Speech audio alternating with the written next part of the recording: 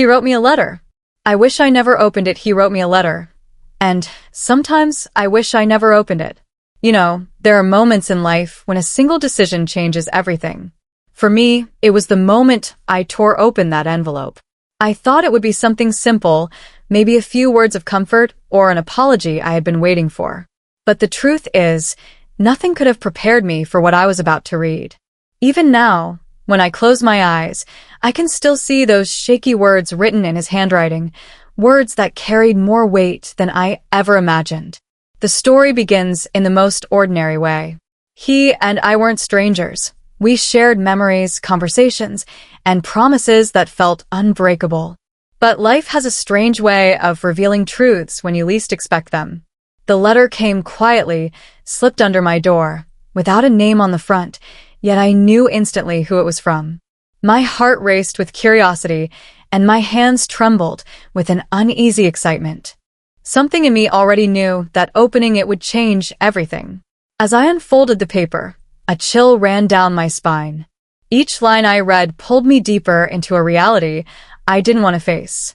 It wasn't just a letter, it was a confession, a reminder, and maybe even a farewell.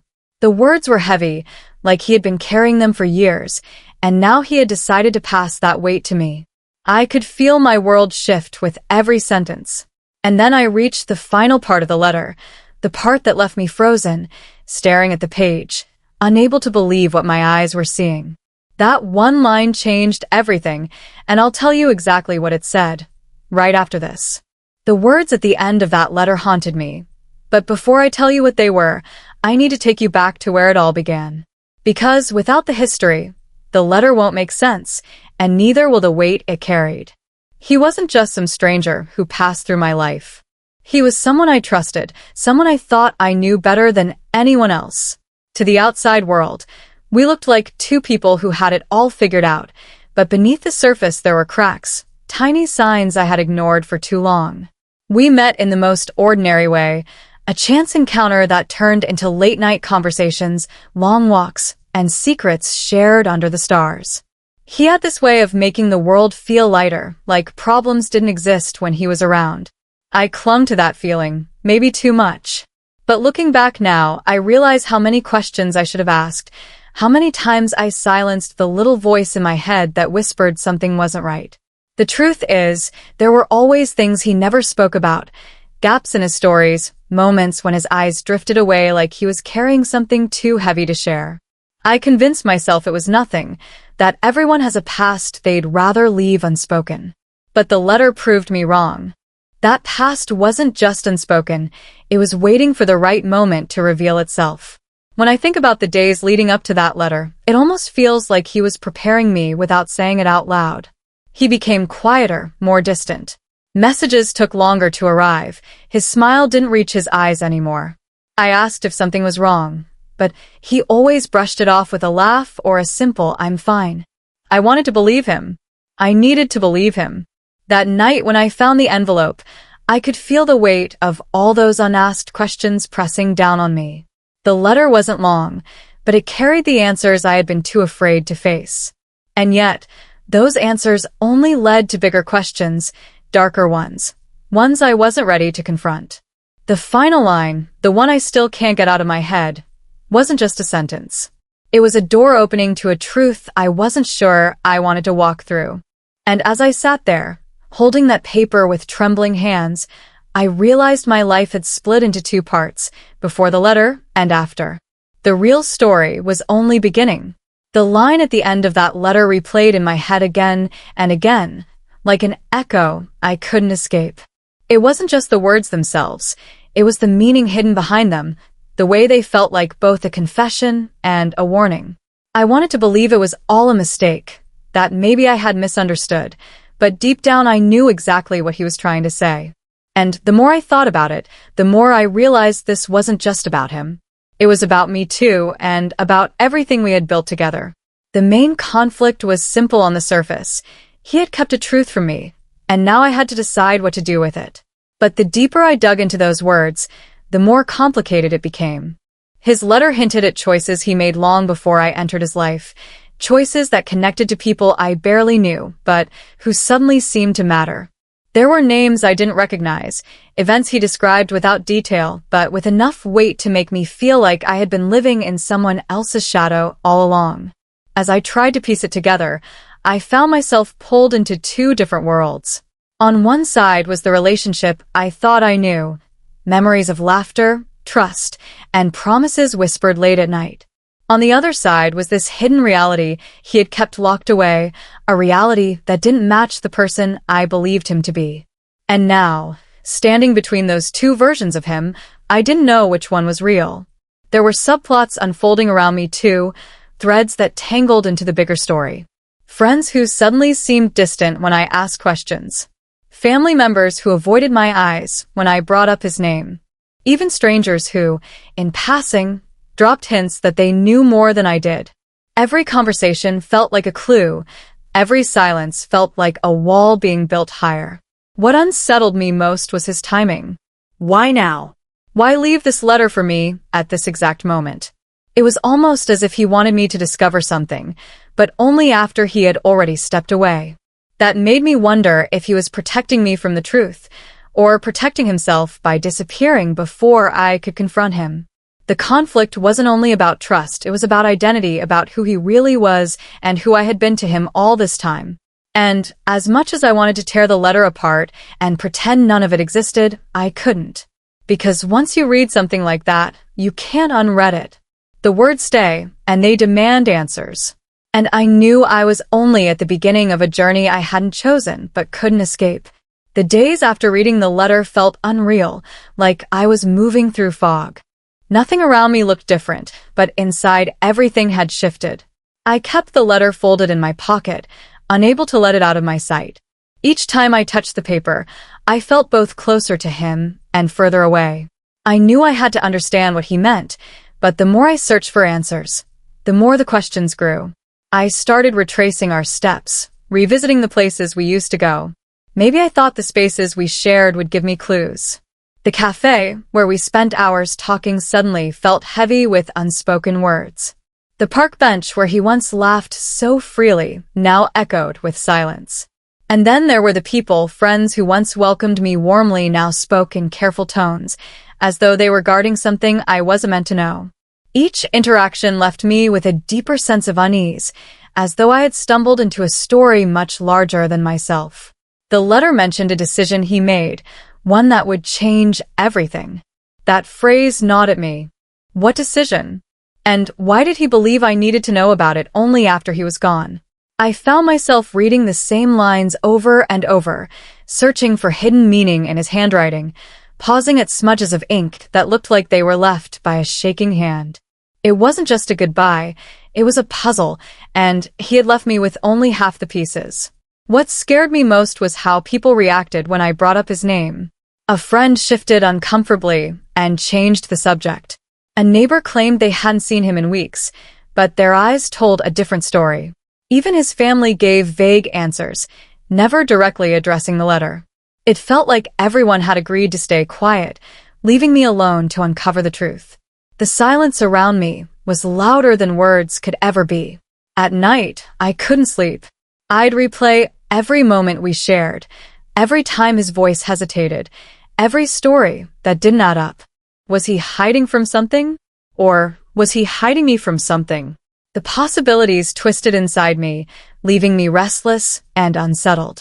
The line between fear and curiosity blurred, pulling me deeper into a place where I wasn't sure if I wanted to know the truth, or if knowing it would destroy me. The tension reached its peak one evening when I returned home to find another envelope slipped under my door. My heart stopped. It was the same handwriting, the same careful folding, but this time it was sealed tighter, as if he wanted to make sure I hesitated before breaking it open. I held it in my hands for what felt like hours, torn between the desperate need for answers and the fear of what the next words might hold. Everything led to that moment. The unanswered questions, the silence of those around me, the weight of his first letter, it all pointed to this. Whatever was inside the second envelope, I knew it would bring me closer to the truth I had been chasing. My hands shook as I slid my finger under the seal, my breath catching in my throat. The world seemed to pause, waiting with me. And just as the paper began to unfold, I realized I was standing at the edge of something I could never step back from. The climax of this story wasn't about what I had already read, but about what I was about to uncover. Everything hung in the balance, and I wasn't sure if I was ready for the truth that was waiting on the next page. The second envelope trembled in my hands as I opened it. I expected a continuation of the first letter, maybe more confessions, maybe some explanation that would tie everything together. But what I found only deepened the mystery. Inside was a single sheet, shorter than the first, and this time the message was written in a rush. The handwriting was uneven, like he had written it in a moment of panic. The words were clear, though, and they cut through me. If you're reading this, then you're already in danger too. For a moment, I couldn't breathe. My mind spun in circles, trying to make sense of what that meant. Danger? What kind of danger? Up until then, I had thought the conflict was about us, our relationship, his secrets, and the truth he had hidden from me. But now the stakes were higher, and suddenly, I wasn't just an observer of his choices. I was part of them. The fear I had been holding back broke through in waves, and I felt like the walls around me were closing in. I started noticing things I hadn't paid attention to before. A car parked outside my building for too many nights in a row. Footsteps behind me on a quiet street that disappeared when I turned around. Even small details, like a phone call that went silent the second I answered, fed into the growing sense that he was right. Someone was watching me. Someone knew I had the letters. The second twist wasn't just the warning, it was the realization that he hadn't disappeared for himself. He had disappeared because of whatever he was caught in, and now that I had his words, I was caught in it too. Suddenly, the silence from his friends and family made sense. They weren't just avoiding questions. They were afraid. And maybe they were afraid for me as well. Every clue felt sharper now. The names he had scribbled in the first letter started to feel like more than just background characters. They became suspects, pieces of a puzzle I hadn't realized I was assembling. Some of them were people I knew casually, others I had only heard about, but now each one felt like a shadow hovering over me. Were they connected to the danger? Or were they victims of the same truth he was trying to run from? The fear twisted with something else too, determination.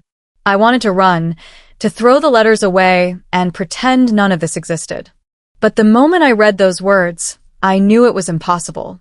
Whatever had started with him had already spread to me, and the only way out was through. I couldn't shake the thought that maybe this was exactly what he wanted, to push me into uncovering what he no longer could. But as the hours stretched into days, I began to realize the danger wasn't just physical. It was emotional, too. Every truth I uncovered threatened to unravel everything I thought I knew about him, and even about myself. The deeper I went, the more I wondered if I was prepared for the answers waiting at the end.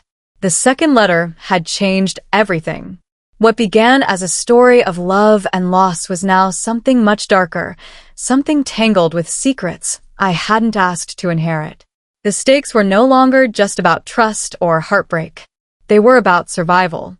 And as I stood there, clutching that page, I realized that whatever was coming next would force me to confront truths far more dangerous than I ever imagined. The moment of truth came faster than I expected. After days of piecing together the clues from both letters, chasing whispers and silences, I finally found myself standing at the place he had described only vaguely, a quiet house at the edge of town. It was late evening, the kind of time when shadows stretch longer than they should, and everything feels heavier. I almost turned back, but something inside pushed me forward.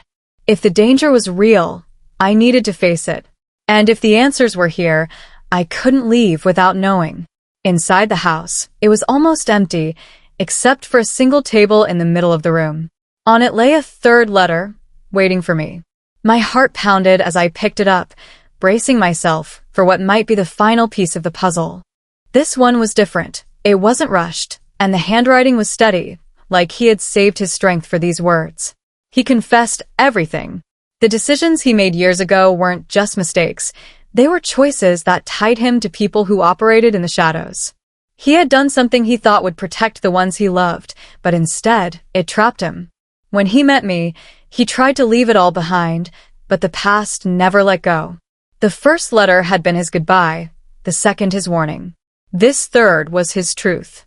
He hadn't vanished out of betrayal. He had disappeared because it was the only way to keep me safe.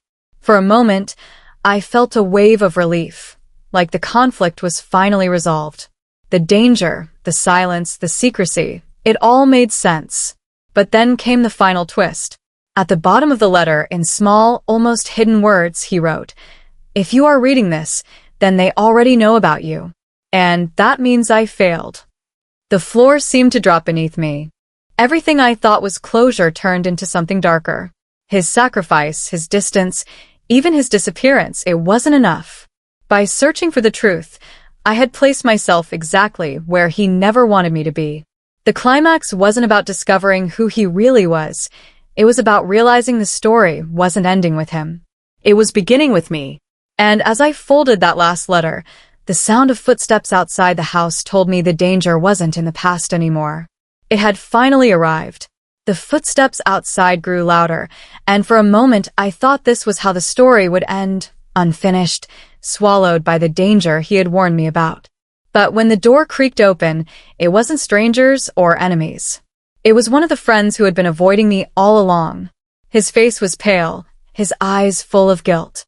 He told me the truth I had been chasing. They had all known about his past, about the choices that had tied him to people he couldn't escape. They stayed silent not to betray me, but because they believed the less I knew, the safer I'd be. He explained that the danger wasn't about someone hunting me down. It was about secrets too heavy to carry alone. By opening the letters, I had stepped into his world, and there was no turning back. But instead of fear, what I felt was clarity. All the silence, all the distance, all the unanswered questions, they weren't meant to break me. They were meant to prepare me for this truth, that love sometimes means letting go before it destroys everything. The friend handed me one final item, a small box he said was left for me. Inside was a photograph of the two of us, taken on one of those ordinary days I had almost forgotten. On the back, in his handwriting, were the words, "Don't remember me for the secrets. Remember me for the moments we were free." That was the resolution I hadn't expected. The danger wasn't a chase or a shadow waiting to strike. It was the weight of carrying stories we weren't meant to carry alone. By writing those letters, he had passed the truth to me, but he had also given me a choice. I could live in fear of what I now knew, or I could move forward, carrying his memory with honesty instead of regret. Walking out of that house, I felt the tension finally ease. The subplots, the silence of friends, the distance of family, even the strange coincidences, all wove together into a simple reality. He wasn't running from me. He was running to protect me. And maybe the greatest twist of all was that I wasn't left with fear. I was left with perspective. His letters taught me that every relationship carries both light and shadows, and sometimes the bravest act of love is letting the truth be known, even if it hurts. I left that place with the letters tucked safely away, not as reminders of danger, but as reminders of a story that shaped me. A story that began with a letter I wish I had never opened, but one that, in the end, I'm grateful I did.